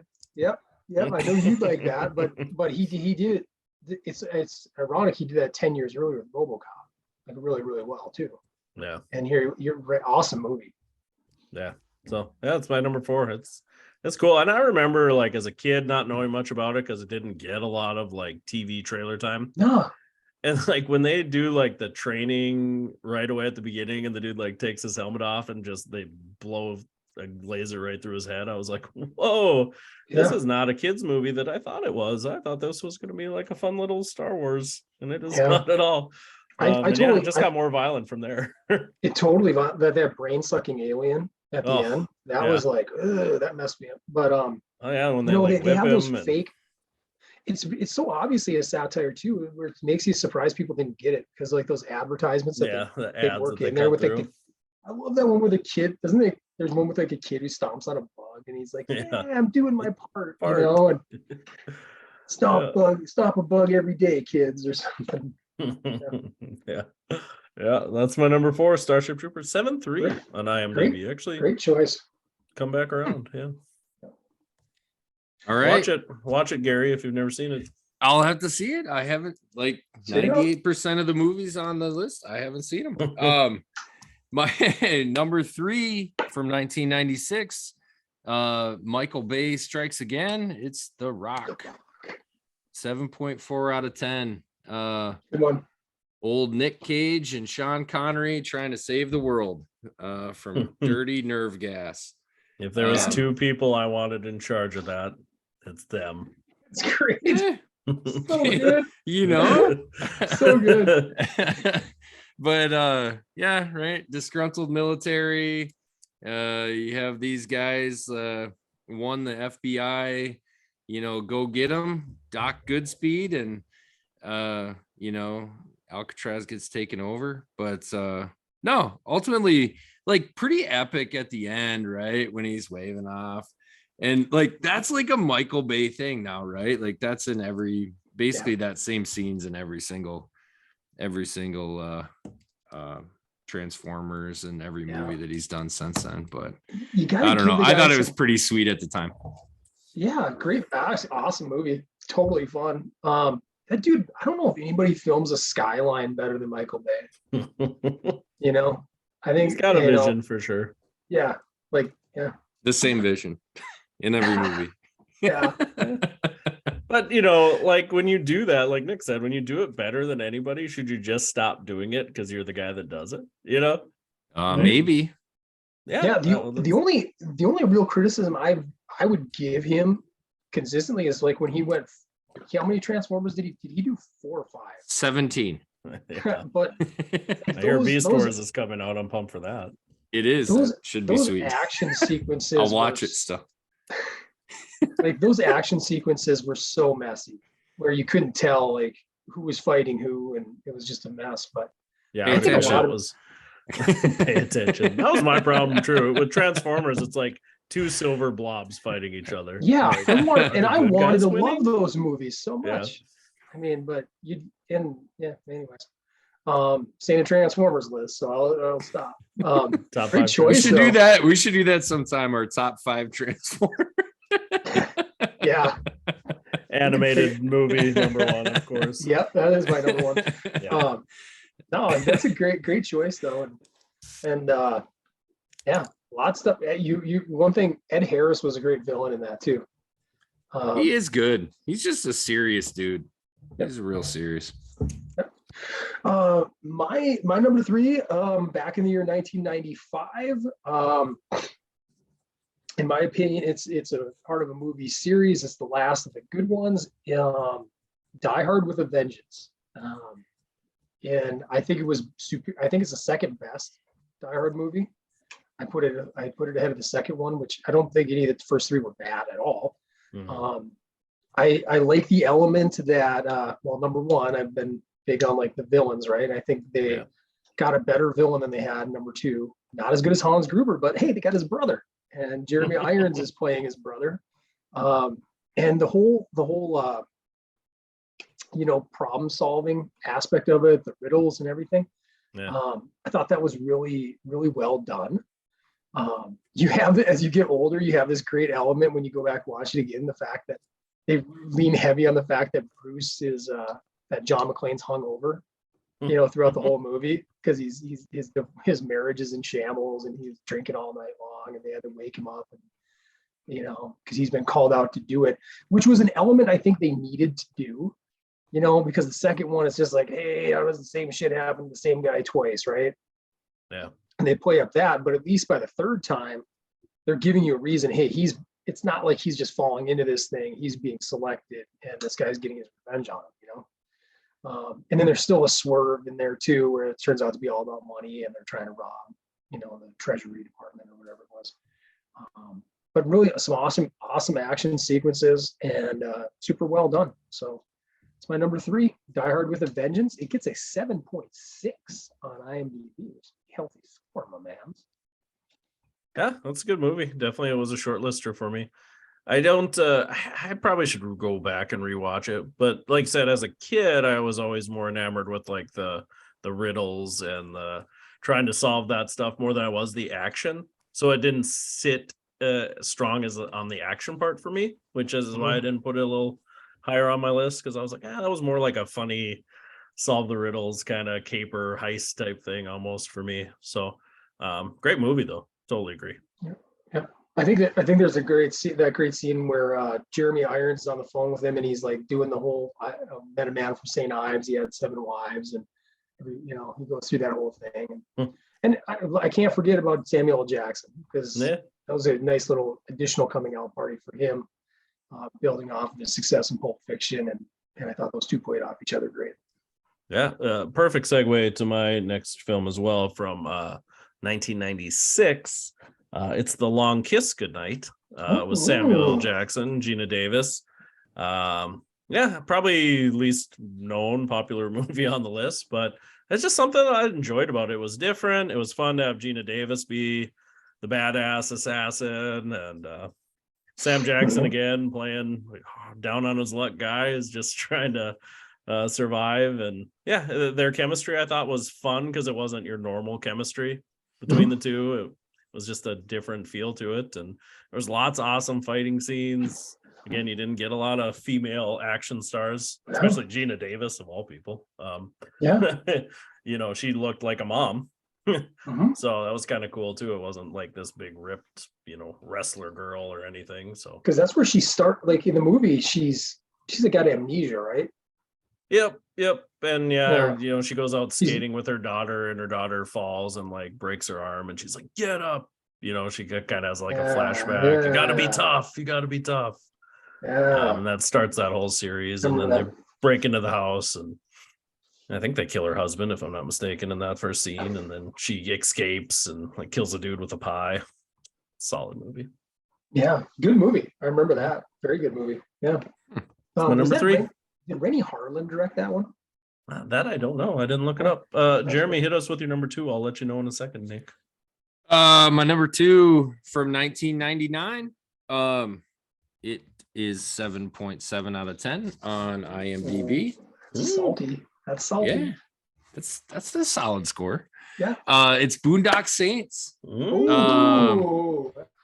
So definitely that's probably a top 10er for me all time, right? The two twins just accidentally kill some mafiosos and decide that God has called them to wipe the evil off the face of the earth, or at least in their town. So gotta start somewhere. Yeah, right. So I don't know, so many good things. Like there's a lot of great action in there. I liked David Del Rocco, the funny man. I don't know if you remember him, but he's just like kind of this one-off character. They always make him tell jokes. He's kind of a I don't know, patsy for the Russian mafia, gets him into trouble, but still just like this ultimate good dude. William Dafoe's the eccentric, interesting, very character. Eccentric detective. But no, anyways, really great film, a lot of great action. That I think, if I'm not mistaken, it got a really like crazy limited release because that popped out right around when Columbine happened. So yeah, that makes definitely sense. that wasn't one that I saw in the theater. That was a straight to DVD for me. So yeah, I think number that's two? when I think it was a college intro for me and all. But when I had a buddy who was all about it, and he's like, "You gotta watch it." And it's a pretty sweet flick. I mean, good, well-directed action sequences. Pretty awesome. Yeah, I think it's one of those movies. Nick and I talked about this, I think, before your time with us, Jeremy. But it was like one of those college, like, oh, you like films? You got to see this movie. You know, like a Donnie Darko, right? Like a Donnie Darko or something like that, where everybody just made you feel like. So that's why you had hate to it? love it. I don't like it. Yeah, it was like a sophisticated action movie. Yeah, right? it's like you Like, gotta like watch this and love it. Because they're Irish and they, Yeah. I don't know So what else, but there was good. things I enjoyed about it, but yeah, I felt like I overwatched it because people were always like, "Oh, let's throw this on. It's so good," and I'm like, "Oh, it's average." Sorry, Jeremy, but it was a short like lister for me, but yeah, when I went through my list, I'm like, all right, I almost gotta think like I'm just being honest with myself. Okay, what was I really looking forward to? What met my expectations? What really rocked? So on that note, I'm gonna go with my number 2. And this better really rock. You built this up now. Yeah, this better rock. You talk about a movie that had just the craziest expectations ever. I'm talking about 1996's Independence Day. One of those first. Today we celebrate our independence. Yeah, one of those big flicks that when they really started promoting a summer movie during the Super Bowl, right? And they're going to show you some clips, and it's like, holy cow, this is going to be big. And by the time 4th of July came out, it was released, everybody you knew saw it, right? And you had to go see it. And I remember I was not quite disappointed. as sophisticated. It was not sophisticated. No, very much more straightforward. But great ensemble cast, fantastic. We've talked about Will Smith. I mean, this is like Bad Boys was putting him in the cinemas, and then this really exploded him into everybody's consciousness. You had Bill Pullman playing a good president. Yeah, Jeff Goldblum. I love Jeff Goldblum, especially back then. He wasn't like being a caricature of himself quite yet. He was just, a little bit more believable, I guess. Just simple bad aliens. They want to come here. They want to destroy us, maybe steal some of our resources, I guess. Awesome. Who knew Randy Quaid was just playing himself? Randy Quaid, yeah. Hey boys, I'm back. Turns out he is actually insane. So yeah. Just a huge, you think this is, I'm going through the 90s, and for me, like, this is like the first huge movie I can remember. Like, I know there've been other ones previously, but none quite as big, marketed as big.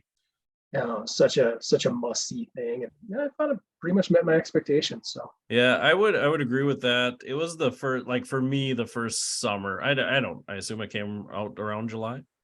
Yep. But like the first July summer 4th. blockbuster, right? Like, and then that became a thing. I feel like from that point on, like, there's gonna be summer blockbusters. We're gonna put our biggest movies out in the summer, and it's gonna be the best time of the year to watch movies. Talk about culturally, what have we done in the last 30 years? It's like, let's cram people in theaters all summer long, right? Yeah. Don't you dare go outside. Independence Day is playing. It's hot out there. It is hot. And that popcorn is gonna be so much better than the pop secret you got at home. Money. Your big old fountain pop.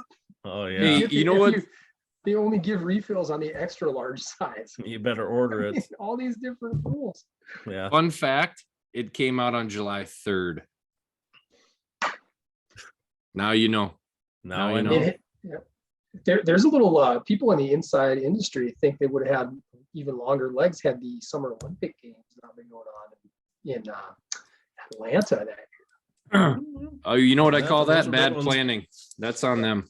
Yeah, right. What are you gonna do? It's called Independence Day. You're not gonna release it in March. And now Labor Day. Yeah, right. There you go. Today we celebrate our labor. Doesn't have the same ring for sure. Yeah, for me, the only reason this didn't make it on my list is probably didn't feel as actiony for me as the rest of the stuff on my list. The whole movie's like from the.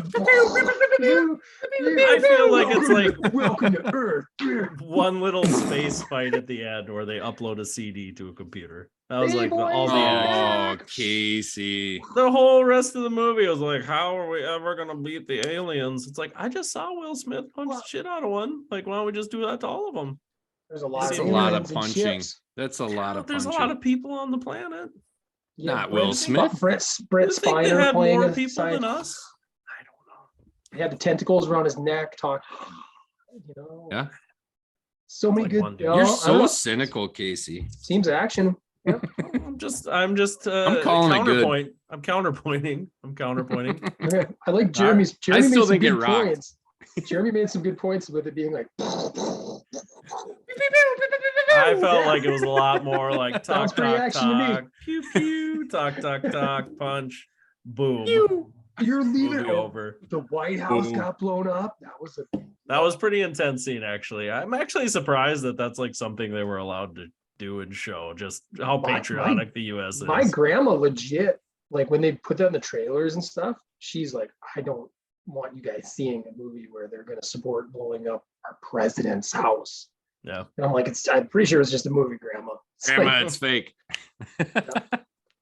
Yeah, I mean, it is interesting now. And I look back and I'm like, that seems like should have been more outrage over that. But Well, Casey, you're number two. My number two. Rock then. better be better. oh, it better be rocks rocking. so hard. From one of the best action directors of all time, 1997, John Woo, Face Off. Just So good. start So to good. finish this movie, and it was his last good movie. He fell apart after this directing. MI2, you're hated on MI2? Yeah, I am. And I think just I don't know if he ever was overtly successful breaking into the American market. He had some good movies, but I think this was his best one, and it was the beginning of the end for him because you could tell he was kind of becoming a character of himself and what he was doing in movies, and it was so over the top. The story is ridiculous. If you want to sit there and get caught up on the story, you'll hate the movie, but the action scenes were fun. I never saw gunfights like that before. The Somewhere Over the Rainbow scene, they put the headphones on the little kid and they're just shooting all around this kid. When he comes, I don't think that's a church at the end, when he comes out and the doves are flying up as he's shooting. Just some cool scenes. I don't know. And it was fun. It was cool to see Nick Cage in his prime, John Travolta back in his prime too, and playing each other. And I thought they did a good job just to see them change it up a little bit. It was a big movie. Yeah. That was a big movie. And So ridiculous. Travolta went crazy enough when he was playing Nick Cage. I thought that was fun. Just some cool moments. Even at like the beginning, when he like Nick Cage snipes John Travolta and like kills his kid. You're like, whoa, this is a pretty heavy movie already. You can't shoot kids in movies. That's not his name Castor Troy, man. Yeah. It's almost unbelievable. Yeah, Yes, pretty sir. crazy movie. Troy, That's no Independence Day, but it's all right. It's all right. If I'm going to be honest, I would watch Face Off 10 times to Independence Day once. No way. I do want to watch it again though, because Face Off is it's now it's got it's developed a cult following too, like so many movies do. It's so sophisticated. Now people just love the Nick Cage has this resurgence where people just love him being crazy. And, yeah. On the Nick Cage note, have you ever seen Mandy, Casey? Neither have I. But apparently it's pretty high level Cage and pretty over the top. Yeah. Fun fact about Face Off as well. One good thing, it did reuse a piece of the Mario Brothers movie that people thought had no redeeming value. When they're in the prison and they have the magnetic boots, those are actually the jump boots from Super Mario movie. They just reversed them, huh? They reversed the polarity. maybe. Yeah, that's Easy. engineering, Nick. I don't think they were Easy. actually magnetic or jump boots, Nick. I hate to break that to you, but Yeah. I believe they reused those in that. So Or I'm were looking they? through the John Woo filmography. I was too. I'm looking this would probably be my favorite John Woo movie, Face Off, followed by Hard Target, Van Damme. yeah, I mean, I get that. You're a bad if you're punching out, if you're gonna punch out a snake, winner chicken dinner. That's such a good scene. and you're hunting man. Yeah. The toughest sport. That's my number 2, Face Off. Yep. Good one. Seriously, it is good. Good fun movie. It was in my short list too. It was on my short list. Oh, thank you. He's lying. No. My number. Jeremy, you've never seen it, I assume. No, I have seen it. Oh, yeah. Didn't make the short list, huh? You thought this is your number 1. Oh. No, it's not. It's not my number 1. My number 1 is one that we may argue is not an action film. Okay. Ooh, I like 1998. It is an 8.6 out of 10. That's strong. That is strong. It is Saving Private Ryan. Mm. So you guys are gonna. I know you're not gonna call it an action film. There's a lot of war.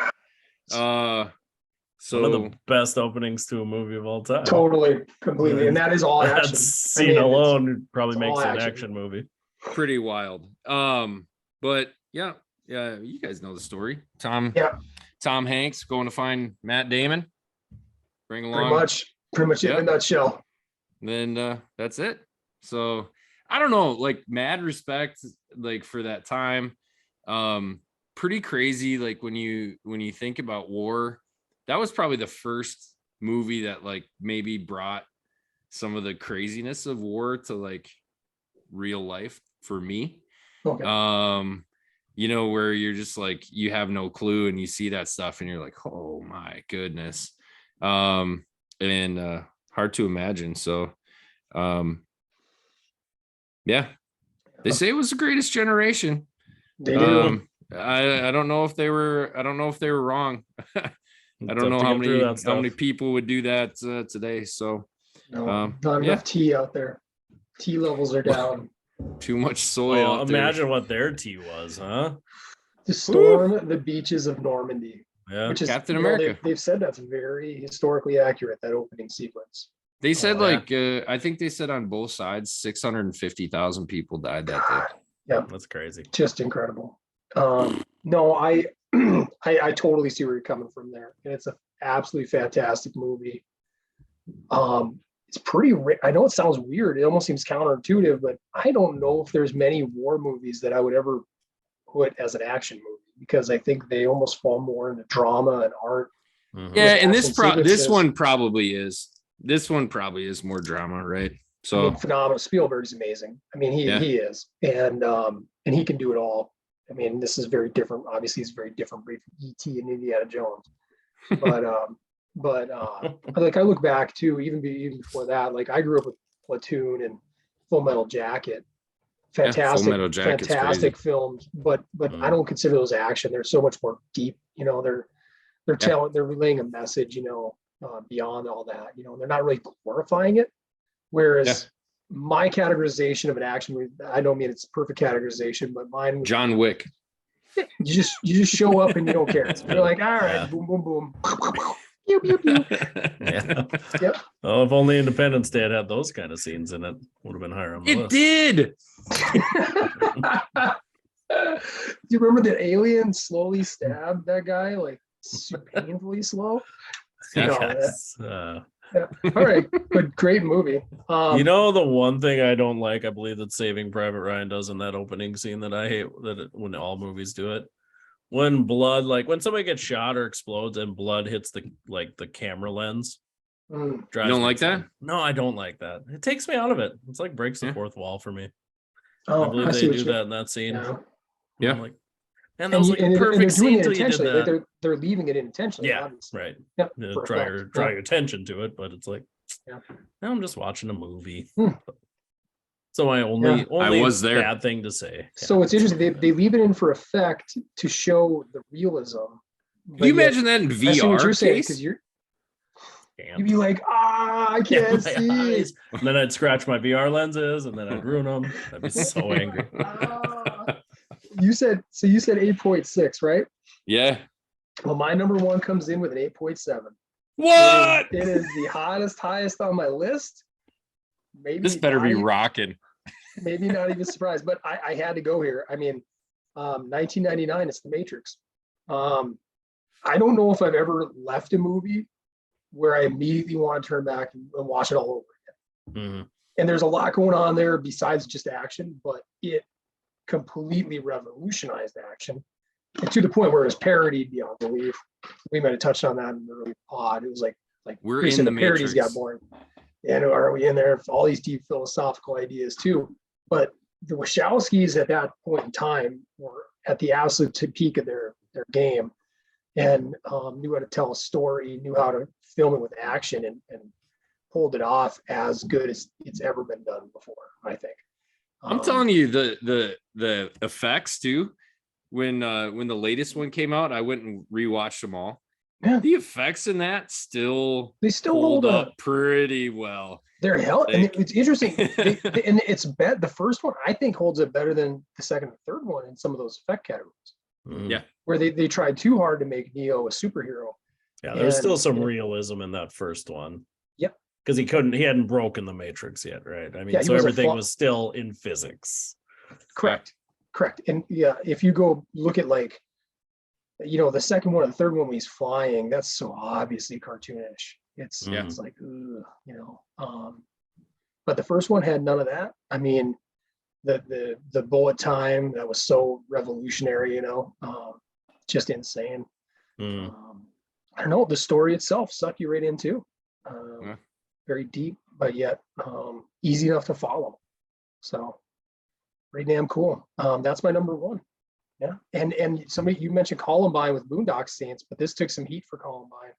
Yeah. Because I think that happened a week or two after this after movie it. cyeah Yeah, and the trench coats and the automatic weapons and the trench coats, and very bad imagery to come out around that time.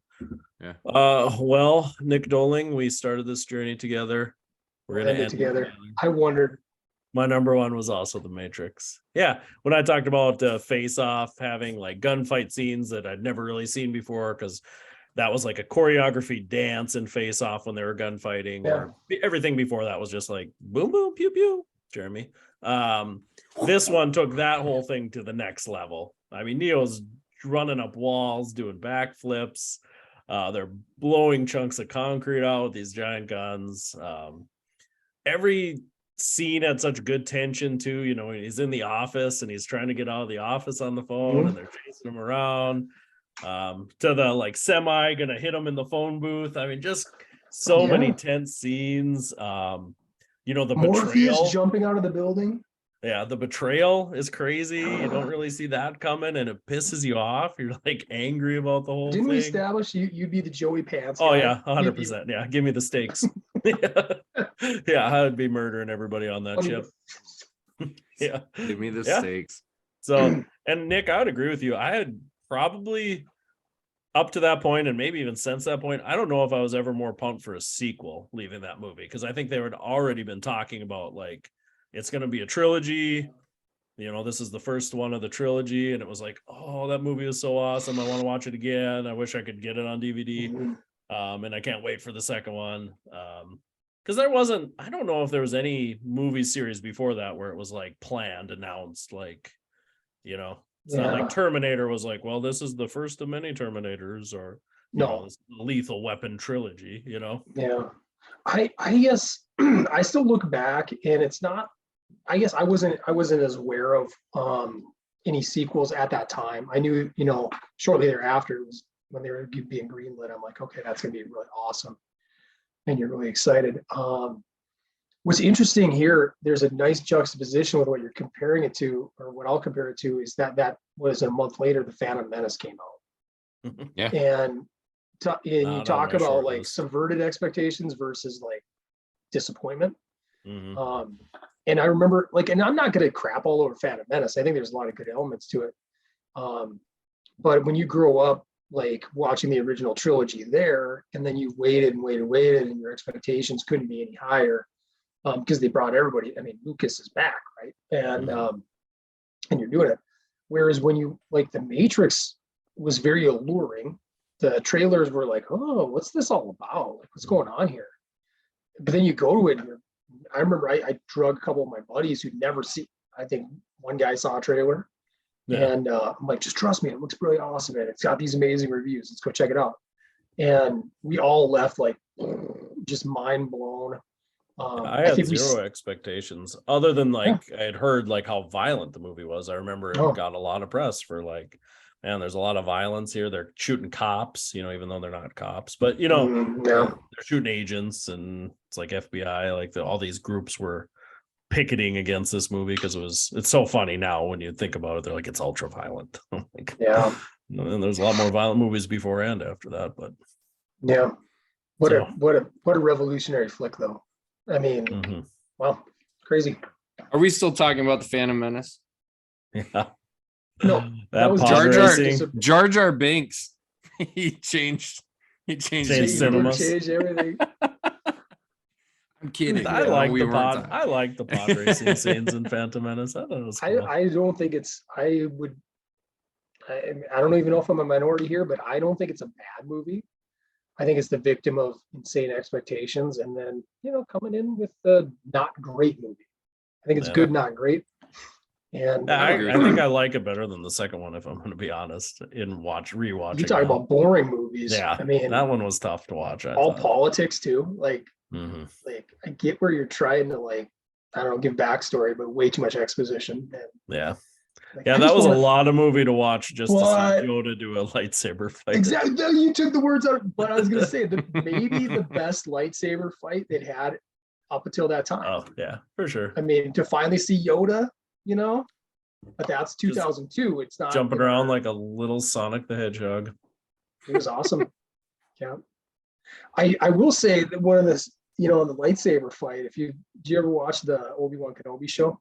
I am so out of Star Wars now. I don't know why. I think my kids aren't into it, so I don't watch it anymore. But it's the only one I've watched.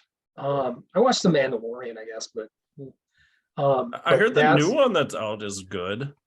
I've heard that too. Andor. Yeah, there you go. That's what it's called. A little more adulty, they say. Yeah. But you're talking about like a boring character. It's a lot about like espionage and stuff like that. He ends up dead. I mean, that's just a weird. Oh, spoilers. Don't need to watch it now. Sorry. Well, he doesn't die in the show, I'm pretty sure. He dies in the movie Rogue One. Oh yeah, they keep coming. Oh, don't bother with Rogue One. You had 6 years to see it. Jeez. I have to put disclaimers on this one. You're right. Bruce Willis is dead in The Sixth Sense too, by the way. Stop. Oh, Jeremy, close your ears. I know. It's too late. Well, that wraps up episode 44. PT Shop Talk. Again, we'll get back to running at some point, I promise. Maybe.